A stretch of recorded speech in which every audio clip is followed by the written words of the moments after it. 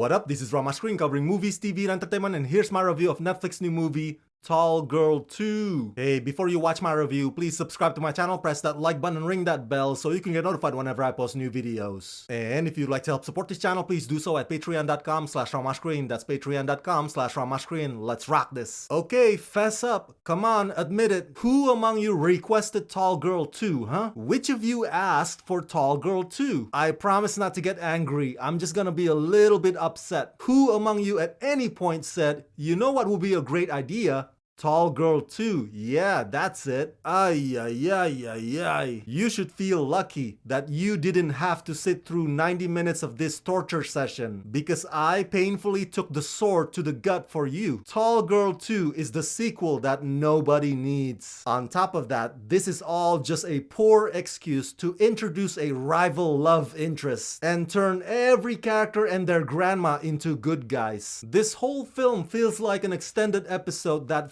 forces its way into our lives when we've actually already moved on from Ava Michelle completely. Written by Sam Wolfson and directed by Emily Ting, in Tall Girl 2, after her inspiring speech at the homecoming dance, Jodie is no longer just the tall girl. She's popular, confident, has a boyfriend, and just booked the lead role in this year's school musical. But as the pressure of her newfound popularity intensifies, so do her insecurities, and new relationships are formed while old ones are tested. As the world she built starts to crumble around her, Jodie realizes that standing tall was only just the beginning.